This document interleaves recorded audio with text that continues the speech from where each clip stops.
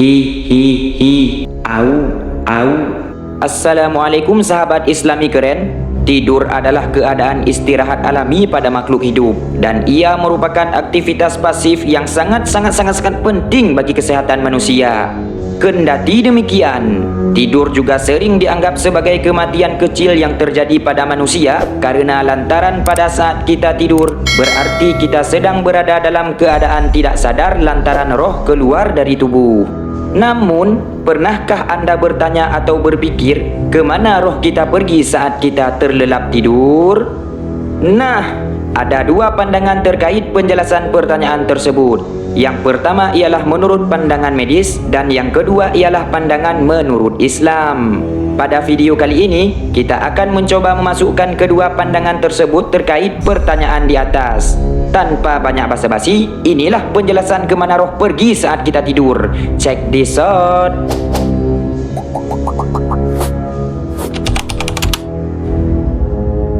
Sahabat Islami keren, secara medis, penelitian terhadap fenomena perginya roh dari tubuh cukup sulit dilakukan karena mengingat roh merupakan jiwa yang tidak berbentuk dan tidak bisa dilihat oleh manusia. Kendati demikian, Dr. Arthur J. Allison pernah melakukan penelitian menggunakan alat-alat elektronik mengenai fenomena tidur dan mati. Dari riset yang beliau lakukan selama 6 tahun itu, didapatlah sebuah fakta bahwa memang ada sesuatu yang keluar dari tubuh manusia ketika tidur dan masuk kembali ketika terbangun. Walaupun ia beranggapan sesuatu yang keluar itu adalah roh, namun pada ketika itu, ia belum bisa mengkonfirmasi kemana roh pergi setelah keluar dari tubuh pada saat seseorang tidur. Sahabat Islami keren, dari konten atau bahkan informasi yang saya baca, banyak yang menyebutkan bahwa fenomena keluarnya roh dari tubuh ini disebut astral projection atau perjalanan astral alias gaib. Namun, jika kita teliti dalam memahami, tentunya itu adalah dua hal yang sangat berbeda. Karena pengertian dari astral projection ialah kondisi di mana seseorang bisa atau seolah sedang melihat rohnya keluar dari tubuhnya. Para ahli medis menyatakan bahwa astral projection ini bisa terjadi lantaran adanya gangguan komunikasi pada otak, sehingga membuat orang yang mengalaminya akan merasa kalau dia sedang melihat rohnya keluar dari tubuhnya. Pada tahun 2014, para ahli melakukan sebuah penelitian yang berhasil membuktikan hal tersebut. Para ilmuwan tersebut menyatakan bahwa pada otak manusia terdapat sebuah bagian yang bernama temporoparietal junction, yaitu area bagian temporal dan parietal otak menyatu. Bagian tersebut memiliki fungsi untuk menghubungkan informasi sensorik yang tubuh terima dari luar tubuh dengan kumpulan emosi serta ingatan yang sudah ada dalam otak. Pada kasus orang yang merasa melihat rohnya keluar atau orang yang mengalami fenomena astral projection, bagian temporoparietal junction merekalah yang sedang bekerja tidak baik, sehingga membuat mereka menyangka sedang melihat rohnya keluar dari tubuhnya bahkan sesaat sebelum mereka tidur. Bagaimana menurut kalian? Apakah fenomena keluarnya roh dari tubuh ini memang layak disebut astral projection atau ada istilah lain? Atau kalian setuju dengan pemahaman saya? Silahkan tinggal komen di bawah agar kita saling bisa membahas. Gitu ya. Lanjut, sahabat Islami keren. Walaupun dalam dunia medis tidak disebutkan secara pasti kemana roh pergi setelah keluar dari tubuh pada saat ketika kita tertidur, namun beberapa ilmuwan percaya akan fenomena keluarnya roh saat manusia terlelap tidur.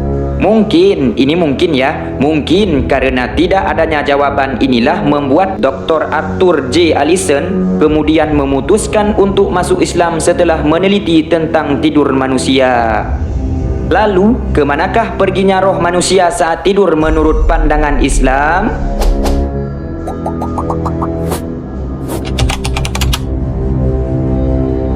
Sahabat Islami keren, dalam pandangan Islam, tidur disebut juga kematian kecil karena keduanya memiliki kesamaan, yaitu baik tidur maupun mati, roh sama-sama pergi meninggalkan tubuh di pembaringan sehingga membuat kita kehilangan kesadaran. Namun, bedanya ialah jika seseorang telah meninggal, maka rohnya tidak dikembalikan ke dalam tubuhnya. Hal ini pun diperkuat dengan adanya firman Allah dalam Al-Quran. Allahu yatawaffal anfusa hina mautiha wallati lam tamut fi manamiha fayumsikul lati qada 'alaihal mauta wa yursilul ukhra ila ajalim musamma inna fi dzalika laayatil liqaumi yatafakkarun. Yang artinya Allah menggenggam nyawa manusia pada saat kematiannya dan yang belum mati ketika dia tidur. Dia menahan nyawa yang telah dia tetapkan kematiannya dan dia melepaskan nyawa yang lain sampai waktu yang ditentukan. Sesungguhnya pada yang demikian itu benar-benar terdapat bukti-bukti kekuasaan Allah bagi kaum yang berfikir. Quran Surah Az-Zumar ayat 42.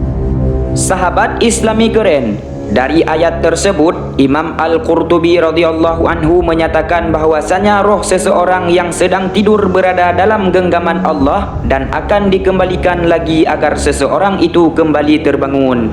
Namun hal itu tidak terjadi jika orang itu telah mati, yaitu rohnya tidak dikembalikan lagi.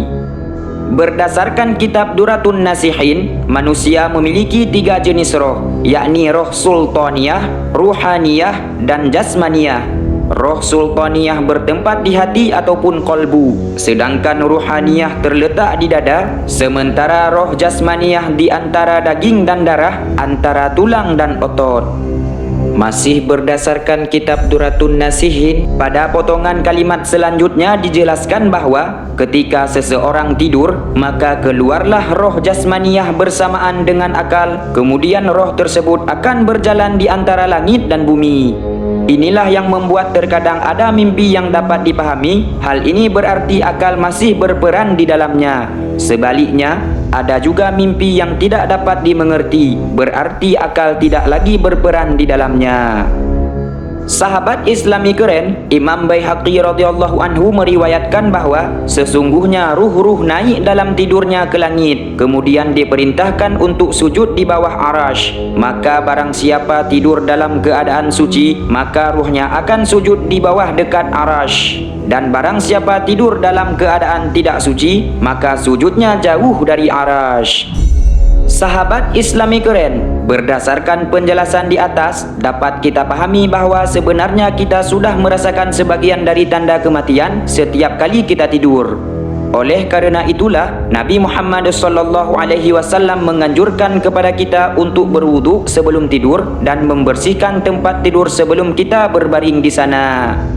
Diriwayatkan dari Abu Hurairah radhiyallahu anhu, Nabi Muhammad SAW bersabda, "Jika salah seorang di antara kalian akan tidur, hendaklah mengambil potongan kain dan mengibaskan tempat tidurnya dengan kain tersebut sambil mengucapkan bismillah, karena ia tidak tahu apa yang terjadi sepeninggalannya tadi." Hadis riwayat Imam Bukhari radhiyallahu anhu. Sahabat Islami keren, selain dari kedua hal di atas tadi, Rasulullah SAW juga menganjurkan kita untuk membacakan suatu doa yang berbentuk pujian kepada Allah setelah kita bangun dari tidur. Doanya adalah sebagai berikut: Alhamdulillahilladzi ahyana ba'dama amatana wa ilaihin nusyur. Segala puji bagi Allah yang telah membangunkan kami setelah menidurkan kami, dan kepadanya lah kami dibangkitkan.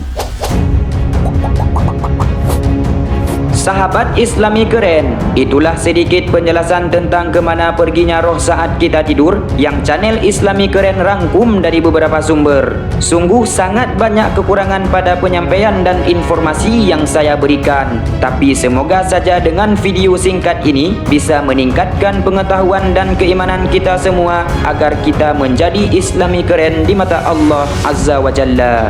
Wallahu a'lam bissawab. Saya Azmi mewakili tim Islami keren yang bertugas berterima kasih atas segala perhatian. Mohon maaf atas segala kesalahan pengucapan. Akhirul kalam. Wassalamualaikum warahmatullahi wabarakatuh.